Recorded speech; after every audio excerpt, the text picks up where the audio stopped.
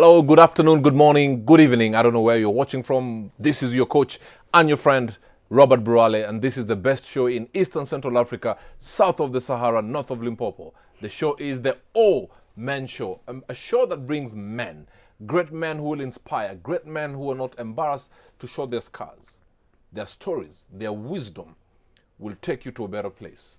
Well, today, it's no different. I call him a good friend, a great man, a son of Kenya now. We have taken him by force. I know him as Jean-Pierre. Jean-Pierre. Nimbona. Comment ça va? Très bien.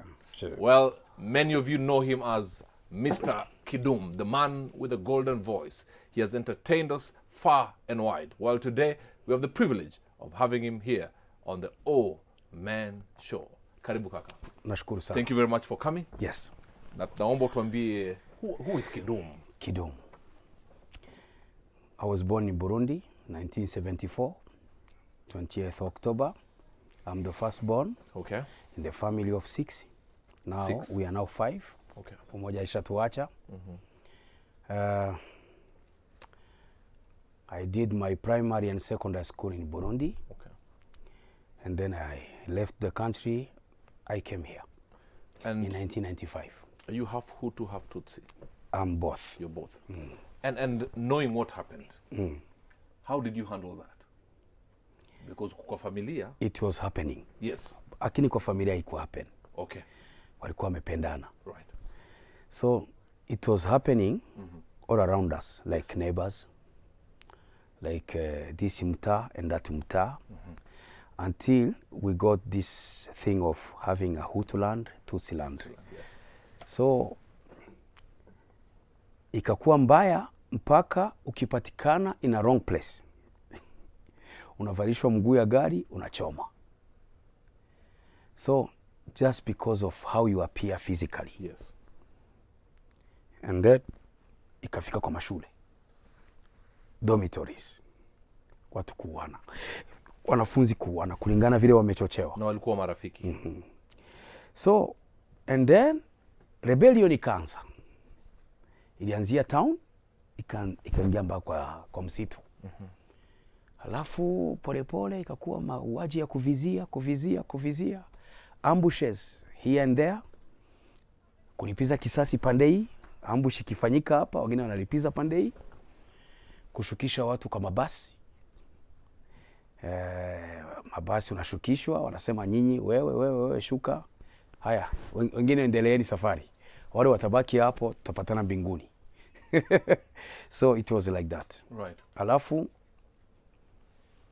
nikaanza kukata tamaa. Morali kaisha.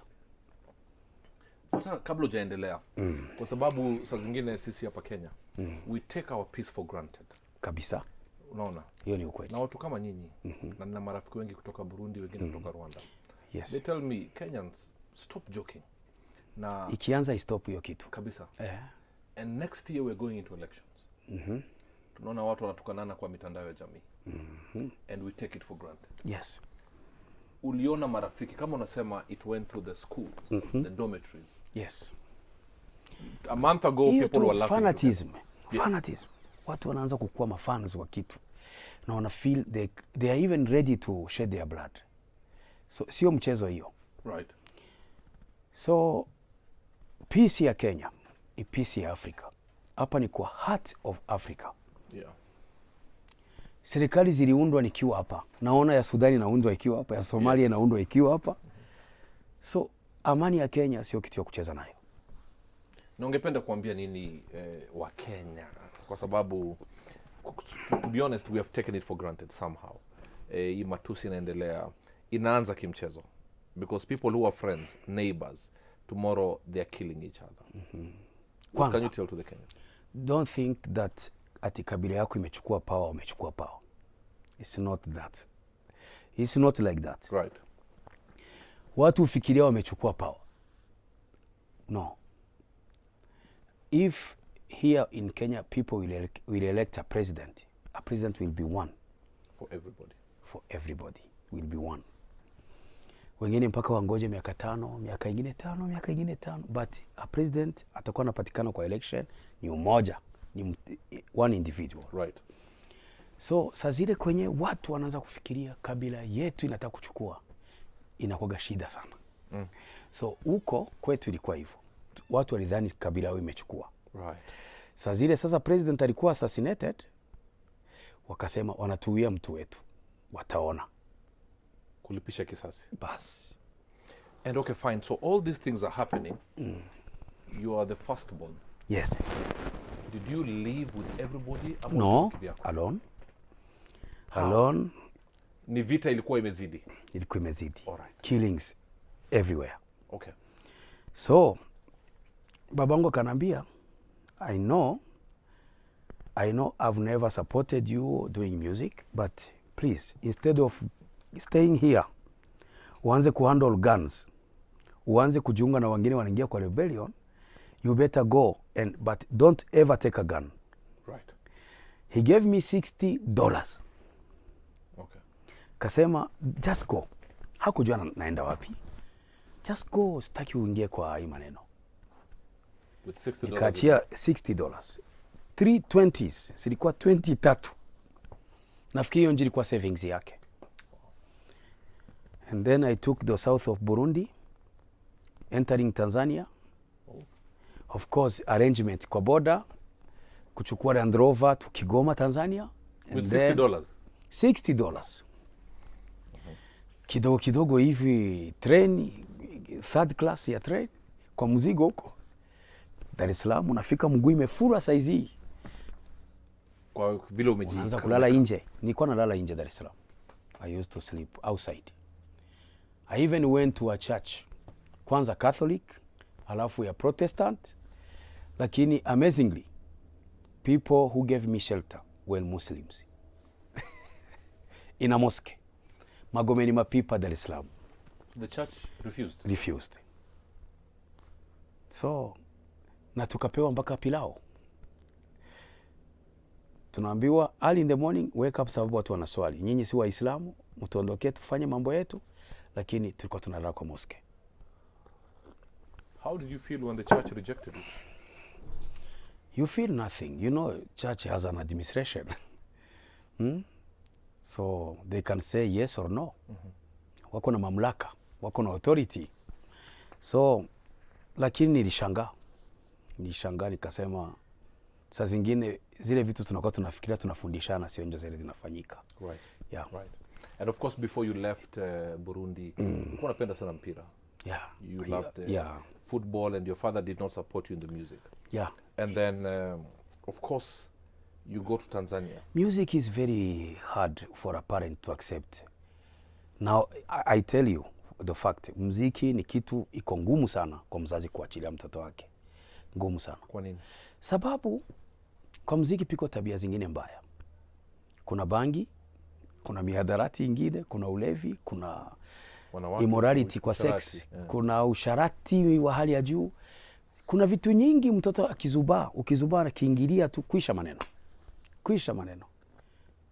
Sababu inakuwa inachukua control. Kabisa. Na people around you can influence you kwa kila kitu mbaya. Of course. So no parents can just let mtoto wake kuingia tu kwa wavuta bangi ati waanze tembea naye. Yes. Okay. So you go to Tanzania. Yes. The mosque wakakupatia pale pa kulala. Yes. So how did you get back together? Because umetoka Burundi na $60 peke yake. Sleeping in a mosque, after like 4 days, nikapata vision. Nikasema, let me go to Burundi embassy and explain myself. Nijieleze. I went to Burundi embassy, nikaongelesha secretary who happened later to be Burundi ambassador here in Nairobi. Oh, is it? Yeah. Okay. He became an ambassador and he couldn't remember it was me. He came to Pan Africa Hotel, I was singing, until I went to talk to him. I tell you remember, like 2 boys and a small girl like this, we came to Tanzanian embassy to ask for assistance. It was you. Yes, it was me. He gave us ticket to enter Kenya. But initially, we thought Kenya was just like next door, right, to Dar es Salaam. Yes. According to stories, We couldn't even see to the map, on the map, so that we can locate Kenya. Yes. Where is Kenya? We thought you get to Dar es Salaam, you just see, cross over to unaona mataa ya Nairobi. It wasn't that. Yeah. 14 hours drive. Kwa bus. So did you do anything, any music, or just from Tanzania? No. You came to Kenya? No. In fact, when I entered Kenya, I was just like this to decide to go back to Burundi. Why? No job, no what. So you have to go to UNHCR, uanze kusema story yako, how it happened, kujipata Nairobi. So you have to go to Kakuma refugee camp. So it was ilikuwa ni Did you stay in a refugee camp? Kidogo. Shortly. Na ndugu zako wako wapi? Umewacha Burundi? Burundi. Are you worried about them with what is happening there? You know. You are the firstborn? Yes. I was worried. Yes. But something happened later. Okay. I was worried because my father was sick, and later he died. Nikiwa hapa. No ticket to go for burial. Sijui mtu hapa. Nimefika tu, unaona, nakaa kwa wenyewe. So hata kazi sijakuwa nayo bado. Right. So later somebody took me to Rapture Road. There is a hotel called the Continental Hotel. We went there. The big one, eh? No, opposite. Ibis. Yes, opposite Ibis. Yes. There is a hotel there. I know it. So I was taken there to watch a band by a bass player. We used to play together in Burundi when I was 14. He's also from Burundi? Yeah, he's from Burundi. Okay. We're still together till now. All right. Okay. So he took me to see their band, how they are doing. So their drama alikuwa amelewa kwa hiyo klabu za reggae hizo za Monte Carlo, River Road. Akanambia shida ya wasanii, pombe, nini? Pombe, madem na kadhalika. So akanambia situshikilie tukingoja mtu wetu, nikasema fine. Then I played. Music ka change. Favor ya Mungu ikashuka. Favor ya Mungu katoka mbinguni kaniingia. I played kabisa. The owner of the hotel came and talked to Mike Tofik. Right. How come muziki yenu leo imechange? Akamuuliza imechange aje? Ati mna sound vizuri sana. Not like the other week. What have you changed? Akasema tumepata new drama. So since then I joined the Hot Rod Band officially. So nikapata kakazi. Nikapata shelter. Nikaanza kujichunga, nikaanza kuchunga mama yangu mwenye amekuwa widow. Nikaanza kuchunga ndugu zangu nikiwa hapa. Nakumbuka pesa ya kwanza ilikuwa ni $100 nilituma. So nikasema sasa not only kupata kazi, I want to lead this band. Feeling kanikujia kwamba nataka sasa niinue kabisa sawa sawa. Right. We performed everywhere in Nairobi. Mambo ika change. Days of choices, days of sports bar, jazz bar. We were all over, all weddings. Mambo ikakuwa sawa. Nikaanza kupata vision ya kufanya recordings ya songs.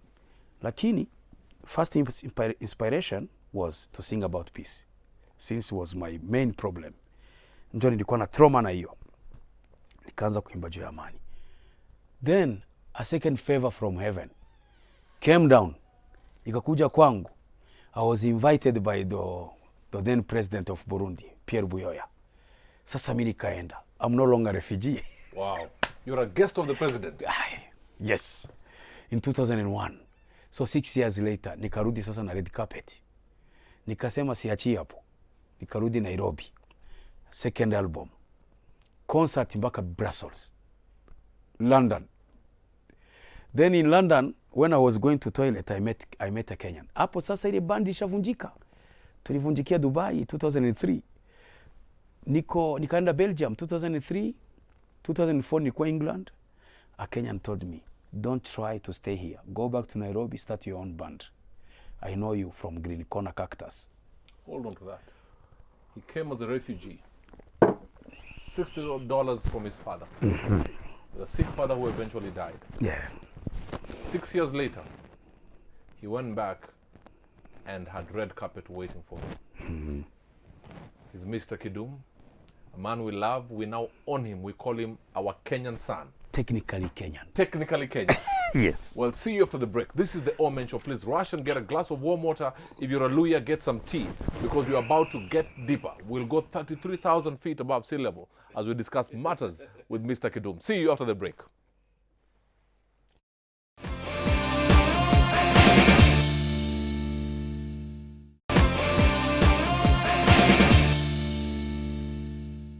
Imagine leaving your country as a refugee and going back as a guest of the president. And not a president of a small club, but the president of the same republic. Well, from jumping and trying to get help from refugee camps, moving to Brussels, to London, showcasing his talent. Well, this is a story of a great man, Mr. Kidum. Jean-Pierre. Hiyo jina ingine? Nimbona. Yes. Jean-Pierre Nimbona. Otherwise known as Mr. Kidum. Kidum Kibido Kinudhia. Eh? Kidum Kibido Kinudhia. Kidum Kibido Kinudhia. Yes. He's technically Kenyan, his Yes. own words. So Kidum, you left, for those of you who have just joined, you left Burundi, your father gave you $60 and told you never carry a gun. Yeah. I know I didn't agree with your music, lakini tafadhali, usishike bunduki. Then you come to Kenya, as God would have it, unapelekwa kusikia mziki. And then their drama was not there. Yes. Amelewa pahali. Kabisa. And that was your opportunity. Yeah. And then the glory ya Mungu ikashuka.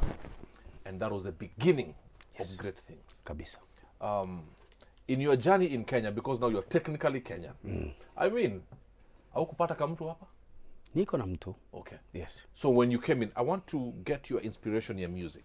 Like, what was the first song? Before we get into your personal, as far as Okay, you will allow my us first to. song, you know me, I've been a songwriter since I was 10.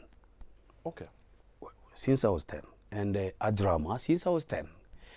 Playing guitar acoustic since I was 16. So I've been writing songs. So some of them, when I started recording here, Yes. they were the songs I wrote when I was still in dormitory in Burundi, in that secondary school. Right. So my first song was about peace, and it went well. But here in Kenya, an inspiration which came on me, I was in Malaba border in 2004, and then I got two things. A name of the band I'm going to start, since the other one had collapsed. Yes. Border Band. I got the name In the Border. And a first song in Kiswahili, Sherekea Furahia, in that same area. Malaba border, Kawateso, hapo Kawateso. Hapo ndio kwetu. Wewe ni Mteso? Mimi ni Marachi. Marachi. Kutoka Busia. Sawa. Yes. Vizuri sana. Kenya ni mzuri. Kabisa. Kenya iko na maua mingi. Hebu tupe wimbo kidogo. Sherekea furahia penzi letu baby, cheza imba. Nikasema mimi naanza na hii. But before I used to be very shy to sing in Kiswahili, because there was something I realized. You start speaking Kiswahili here, they will tell you are not from here. Yes. Immediately. Yes. Which is normal. Even us in Burundi. Hata ulijifunza Kirundi kuongea, ukianza kuongea mitajua kama you are not from here. Right. Na nikaipata hiyo kitu England. A British akikusikia unaongea English, he will tell you are not from You're there. not from Yeah. UK. Yes. Yes. Yes. Hata American is same. Absolutely. Yes. And you've come to Kenya, you're doing these big things. Yeah. Your father has died. Yes. You lost a sibling, brother or sister. A sister, a A last sister. born. Where are the others? They are still in Burundi. One is in Dubai. The other ones, they are in Burundi. Okay. But now you have come here as a refugee. For how long haukuwa muonana now? Ama niyo 6 years? 6 years. 6 years. Yes. And tell me that moment. Umerudi sasa kama guest wa president. Na saundi kubwa wananiwekea hapo. Na heshima zote. Na perform nasikia voice inatoka kama auto-tune. Did you invite your family? Walijileta. Nilikuwa nalindwa baba. Kabisa. Yes, the rebel groups were still fighting. Right. So they couldn't allow me to move around vile nataka, because if, for example, something happened to me when I was the guest of the president. Wangesema, so he brought kijana wetu so that amuwie pale. So yes. Ingeleta vita ingine. Yes. Okay. UNDP was aware that I was around. US Embassy was aware that there is an ambassador of peace who is coming now to voice for the peace. It's not that, it wasn't that simple. I was also, there was also some other people who were invisible, who were trying to sponsor the peace talks. Walikuwa pale wanaangalia. So hapakuwa vile wangecheza na hiyo maneno. Ilikuwa ni serious. Na mimi nikakuja kuona haya dimension yangu inakuwa kubwa kuliko mimi. So I became bigger than me. Yes. What was that song that ulisema as a peace ambassador? It was Uishe Wasauye Woyaramenje. It is all about cohabitation. Why do you kill your brother just because of he's a Hutu or Tutsi? Right. Why do you unapora mali yake, unamfukuza kwa mtaa yake? Why? We speak Kirundi, all of us. Right. Kirundi is our language. Yes. Mbona? So hakuna kabila hapa. Labda families. Right. Now umemaliza.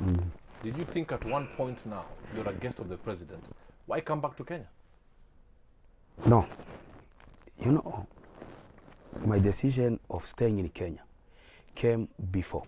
Right. In 1999, when we waited so that civil war can come to an end. Yes.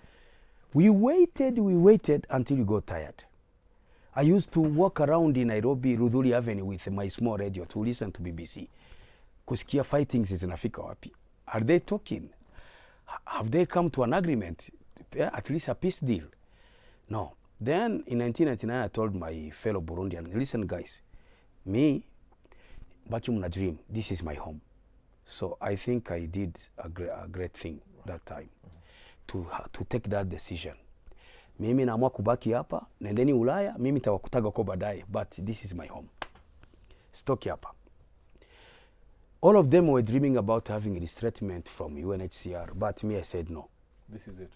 And amazingly, nishaga wakuta kule kote washagaenda wote. I've traveled all over. To perform. US like 21 states, Canada like 5 provinces. Oh, is it? Yeah.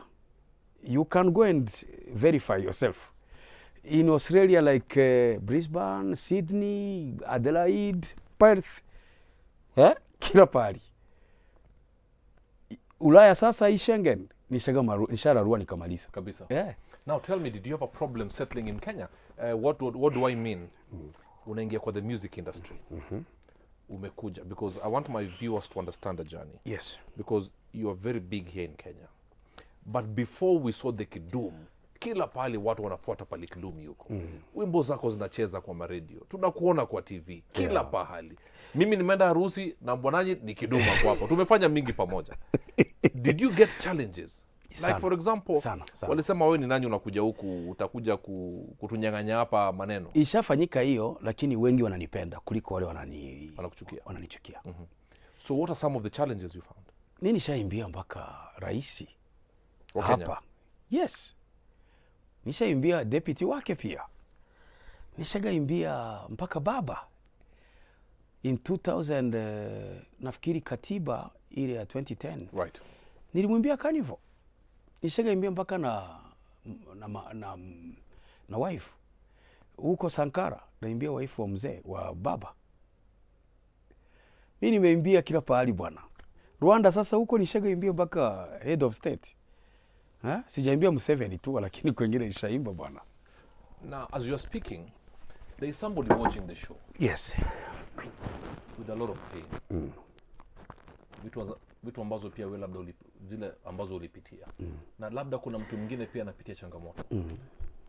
Anasema there is no light at the end of the tunnel. But listening to your story, why did you not give up? I want you to encourage somebody. Because hasa umeimbia maraisi, you've gone to Canada, Australia, America, but when you had $60 in your pocket. You see like yesterday, yes. I was doing an interview on one radio in Bujumbura. Yes. I told the listeners, listen guys, mnajua mimi nishawahi kulala nje? Kila mtu alipata shock. How? they think mtu anakuwaga tu celeb tu just like that. It doesn't happen like that. Right. Mpaka nikawapatia mfano. The current president of Burundi alikuwa analala nje pia. Oh, is it? Alikuwa chief rebel, alikuwa kwa wasi. Yes. Alilala kwa msitu. Yes. Hata na mwanzilishi wake Nkurunziza alikuwa analala kwa msitu. So hainitii aibu kuambia watu ukweli. Kuna kitu gani ungependa kuambia kijana mdogo hapa? Anasema anapitia maneno haya, and they feel like life is very difficult. Acha nikwambie, being a refugee is not a shame. Jesus Christ na wazazi wake walikuwa refugees Egypt. Right. So in fact Mungu anatembeaga na refugees sana. Sana. So ni kitu ya kawaida. In 2007 election violence yangeendelea kidogo, tungeona Wakenya wengi ni refugees. Wangeanza kuiona. But thank God walionyesha kweli ni wakakamavu, wanajua kuzungumza na wakatatua. Inaanzaga kutatua kwanza, alafu baadaye mnatamani kutatua na imeshindikana. Right. Panaanza kuwa factions. Kila mtu anasema na declare independence, secession. Mambo mengi sana. So to me story yangu naisemaga kila pahali sababu najua hainiweki aibu.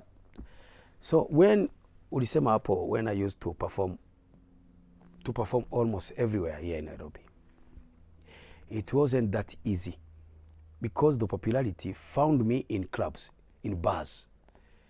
So can you imagine the owner of the bar to let me go, nende ni perform kwengine, nende ni muache, niache klientele yake ipotee, sambaratike? It wasn't that easy, but nilimanage. Okay. Nilimanage. Number one, nilianzaga nikiwa shy, sikuwa na mambo mengi. Before I couldn't even speak Kiswahili mzuri. Right. And before I couldn't even speak English. So I was a typical francophone. Yes. Typical francophone. And na lugha ya taifa na Kiswahili broken. But tell me, and unafikiria ilifanyika aje nianze kuimba nyimbo za Kiswahili sanifu na sijaenda shule ya Kiswahili? Tueleze tafadhali. Ilifanyika the favor from heaven.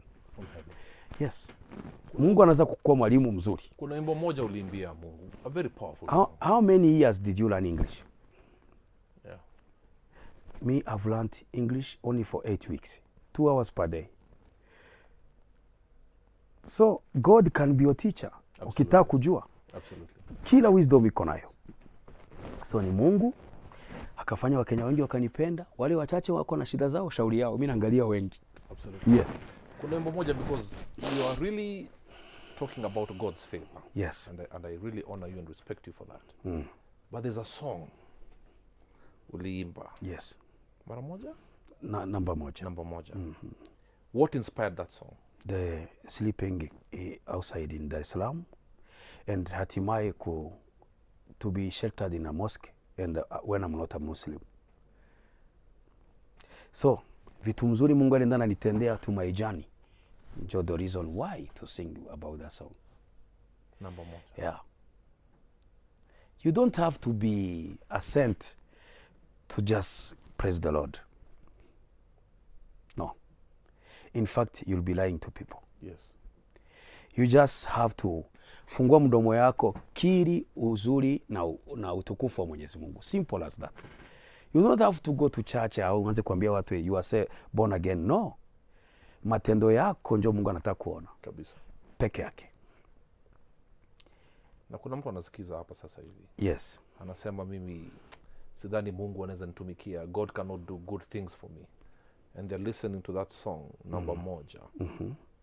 And I'm going to put you on the spot. Wewe ni msanii. Yes. Lazima nikamue italanta. Kamua kabisa. Naomba tafadhali uweze kuangalia kamera yako hii hapa. Hii hapa. Yes, wananiona. Na utuimbie tu kidogo kwa sababu nataka kuna mtu, somebody going through a lot of pain, somebody asking themselves very many questions. Yes. And you have said that song came when you are in Dar es Salaam.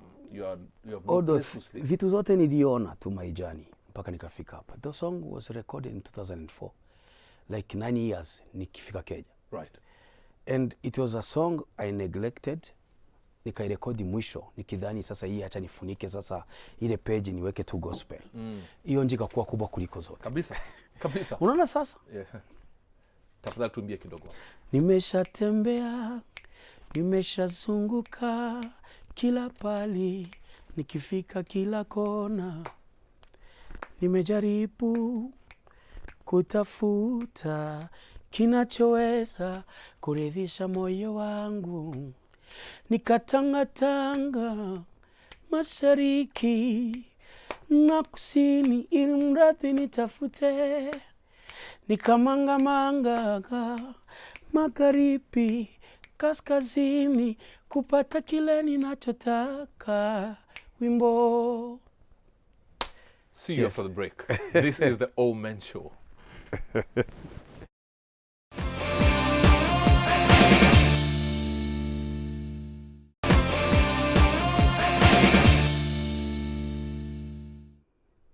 Well, he's a man who is acknowledging his journey. He knows the hand of God has held him when he had no place to go. He came as a refugee. He had no place to sleep. He was trying just to make ends meet. Then by divine orchestration, somebody happened to be unavailable and he was asked to step in for that person. Well, the rest is history. From Australia to Canada, UK, Burundi as a guest of the president and doing great things. He is Jean-Pierre, otherwise known as Kidum. Technically Kenyan. Kinuthia is the name. Yes. So, journey imeendelea hivyo. You are now big in Kenya. According to what you say. Yes, no, wacha tuseme ukweli. Okay, sawa. You mention Kidum, kwa watu 10, 9 will know you. In any corner. Praise the Lord. Praise the Lord. Now, when you look at the journey, $60 umetoka Burundi, changamoto umepitia. Now you're this famous guy. And I'm asking this because I want to help young people or these people who are famous na imeingia kwa kichwa. You are now famous. Did it get to your head? No, because in fact, if it's not the TVs and the social media, you wouldn't tell us this is Kidum. Ungejua. Some people tunakutanaga na huko barabara, ama anaendesha gari ama anatembea na mguu, wanashangaa mbona huyu jamaa ako simple sana hivi. Why? Nimelearn kitu. Mahali pote uko, jihumble hapo peke yake, hautakuwa na deni kubwa. Lakini ukifika kila pahali hautaki kujihumble, unataka ku exaggerate, unataka hata maji yatoke sijui kwa friji gani, hewa ukwe Michael Jackson itoke kwa Yes. Utakuwa na deni mingi sababu ushazoeza watu kama wewe au kwagi wa kawaida. In fact hata ukulagi chakula yetu tunakulaga. Right. So nikakuja kuelewa ya kwamba the best way ni kujihumble tu. Right. Yeah. Isilini nilikaa, nishaka Dandora, nikakaa Westlands, na hakuna mtu anajua ni nani. Until when I was living in California, landlord alikuja kuniona kwa TV akashtuka, alikuwa hajajua kama ninaimba. Right. After like 7 years nakaa kwake. Hakujua. Nalipa tu nyumba lakini hajui niko mwimbaji. Akakupigia. Akashtuka. Kumbe unakuwa mwimbaji. And Yeah. you see, Kidum, since you came to Kenya, Yes. you have maintained heshima and respect in the industry. Sasa naona vijana kwa hii industry ya usanii, Yes. watu wanafanya kwa mitandao doing very crazy things to appear relevant. And because you're a respected figure in this industry, what will you tell these young celebrities? Okay, number Apart one, from, of course, humbling yourself. number one, nadhani they want to trend. Wako na obsession ya kutrend. Right. So, obsession ya kutrend, wengine wanafanya mpaka tabia mbaya. Kuna watu wana trend hata wakikauchi. Wengine wana trend wakiongea lugha chafu. Right. So, mimi sitaki kutrend. No. Acha nikwambie, saa zile niko na pray nipate nyimbo mzuri. Na kwa nataka tu message ilast kwa roho za watu peke yake. Message. Kutrend, kuna hiyo obsession ya views, obsession ya subscribers. Alafu na media ikaingia kwa rhythm, ikaanza kudensi kwa hiyo rhythm. Inataka kucheza wasanii wenyewe wako na watu, sababu na wao wanataka watu waangalie, walichi hao watu. So hapo ndio kuko shida. Shida iko kubwa sana pande hiyo. So hao wasanii nataka niwaulize swali. Right.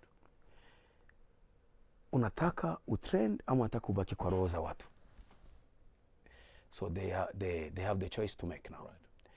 Or do you want to stay in people's heart ama unataka tu kubaki kwa macho na ipotee kesho kuta tusahau. Nilishasikia vitu nyingi packaging, sijui kitu gani, sijui hakuna tena. So hata nyimbo za story ya packaging zinatoka. Nilishasikia watu wakilinganisha Yesu na bamba 50, bamba 20. Baadaye inapotea. So unataka unafanya vitu za hivyo ama unataka ubaki kwa roho za watu? So mimi nilichoose kama Kidum kubaki kwa roho za watu. A song like Mapenzi ya Fujo done in 2008 till today siwezi kuperform kama hakuna. What inspired that song? It was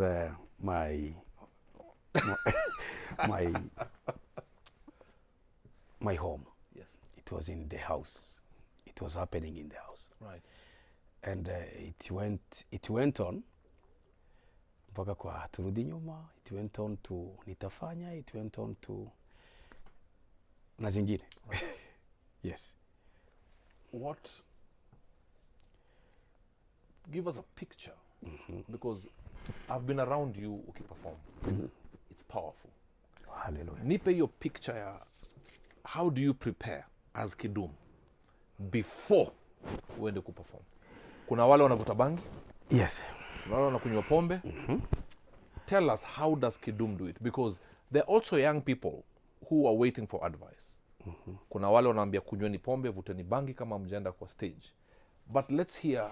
Me, I do practice. Right. I practice a lot with my band. And siboeki. I know. Niliimba turudi nyuma, niliimba nini, na nitaimba tena. So, nakuwa nafikiria kila saa yote creativity ndani ya songs zangu. So, number one, the band has to be very perfect. And you don't get perfection if you don't practice. Absolutely. So, alafu kitu ingine, na practice peke yangu sasa, every morning, by singing. Yeah. I take my wife where she works. On my way back to Langata Road, ama bypass hapa nyuma, naendaga na practice nimefunga vio. Najaribu high note, low note, high note, peke yangu, hiyo barabara mzima mpaka kwangu. Halafu, nikitoka hapo navaa nguo za mazoezi, naenda Nyayo Stadium, naendaga nafanya mazoezi, nikitembea ama nikikimbia, naenda naimba. So, nikikwambia niko na nguvu kwa stage ya 3 hours, au vijana watakuwa washalipuka mbele yangu, ukiwaleta. Hata wapange namna gani kunifikia ni vigumu. Yes. It's discipline. Yeah. I practice. So kukunywa, rafiki wananipataga na kunywa kidogo. Na kunywaga, lakini situmii pombe kama njita nisaida kuperform. Right. Natumia confidence ya rehearsal na practice kwa kupata confidence. Hivyo tu. And you've just released another song. Yes. Tell us about it. Pokea Sifa. Bado tu ni hiyo plani tu ya kukua, tunarudisha mkono kwa Mungu. Lakini the song, I got it when I was in one church here in Nairobi. Inaitwa Freedom Embassy near DHL. So my wife took me there. But before we went there, in the house, watoto walikuwa wana watch za Nigeria. Unajua gospel ya Nigeria inaweza kupanda juu. Right. Nikasikia wivu. Kasema tuko na Kiswahili huku. How come hakuna gospel ya maana yenye kinakuwa? Tena kwa nini hakuna gospel ya maana? Ni sababu wasanii wako na obsession ya mitandao, following, likes, subscribers. So hizo si ni mamiungu jameni. It's true. Yeah, ni mamiungu. Bila kujua watu wanafikiria tu ati ukwe na influence uvute. Fanya kazi ya ministry, evangelize. Right. Mengine atakufuata. Si ndio? Absolutely. So nikaenda hapo niko na uchungu sana. Najiuliza mbona hakuna Kiswahili gospel? Hata zikiwa ni wachache. Huku kwengine piko nyimbo za kelele mingi za watu kupendana, watu wanajaribu kufanya mapenzi namna gani. So nikiwa kwa church nikapata melody. Straight from church service nikafika naenda kwa studio. Nikafanya Pokea Sifa. Kurudisha mkono kwa Bwana. Kabisa. Where do we see Kidum? Ngoja, watoto wako. Yes. Iko moja kuna kipawa ya kuimba. Isipokuwa firstborn. Firstborn sababu yeye nilimpata nikiwa shule, alafu mamake akaenda alipomzaa akampeleka Rwanda. After the RPF took power in Rwanda. Right. They went back, so na mimi nikakuja huku. When after kama miaka 9 ndio nilikuja kumuona. Mimi mwisho nilimuona akiwa na miezi 2. So nilimuona akiwa na 9 years. Sasa yeye anaishi Canada. When's the last time you saw him? 2014. We were together in US. Right. And 2015. So after hapo nikarudi Kenya, akafika na kubaki hapo. Okay. US. Right. Then akaenda Canada. Okay. Na wengine ni kama baba wanaimba wote. Kabisa. Where do we see Kidum 5 years from now? Una mapangilio magani? Si hakuna kuretire. No retiring. I will die singing like Papa Wemba. Wow. I'm 46. What do you expect? I'm still. Bado ni kijana mdogo. Sana. Kama Kofi anaimba, I have to compete that mzee. And tell me something, Mr. Kidum. The pressures that come, because umesema kitu moja, and I want to take my viewers back about the pressures usanii. You've performed in clubs, in big functions, in government, in political functions. And then kuna pressure kusema ukweli. Pressure kubwa. Kwanza ukianza kutumiwa kama kileta sales. Right. The money machine making something. Yes. Ni shida. It's pressure. Halafu kwa siasa unaweza kaanguka so easily sababu siasa inagawanyaga watu. This side, huyu mrengo na huyu mrengo. Right. So kisha ingia kufanya concert za siasa, ujua kuna mlengo utaenda kando na wewe. Absolutely. Haya. Maisha yale tuna display kwa videos ni fantasy. Ya ukweli ni mengine. So hiyo ni ingine pressure. Right. Haya. Pia tunatamani vitu. Tunataka tukue na mali, tukue na nini kama watu wengine. So mali inakawia kuja lakini muziki unaijua sana. Hiyo ni ingine pressure. So pressure coming. Alafu muziki na familia. And also people know you're married but you're this superstar kwa macho ya watu. Do you get these pressures unapata wanawake? Kuna uchonganishi pia, nyumba itavujika. Wengine wanasema ati anakatia udemu, anafanya mademu anamtaka wengi. So hiyo ni ingine pressure. Right. Kulea watoto pia pressure. Utalea jamii, utawaimbia watu vitu mzuri, kwako pana kushinda. So hiyo ni ingine pressure. Una mentor watu wanasema huyu kabisa ni anatu inspire. Lakini mtoto wako anakataa kuwa inspired na wewe. Hiyo ni ingine pressure. Haujaonaga hata watoto wa viongozi wakubwa mtoto anamshinda. Kweli kabisa. How do you keep your feet on the ground? You just humble yourself. Right. Usikuwe na deni mingi. Usimpress watu kila saa. Unataka kuimpress watu.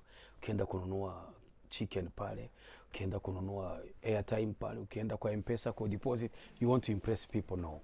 Unafaa kuachilia hizo. Watu wanapenda tu sauti, hawataki kusikia kitu kingine. Au you are not even handsome kuliko watu wengi. So unataka kuimpress nani? Hashtag.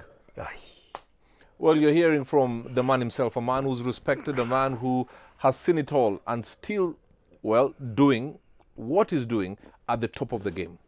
He's Mr. Kidum, Jean-Pierre Nimbona, a.k.a. Kinuthia. Well, you've heard the great man. Everything must have a starting point.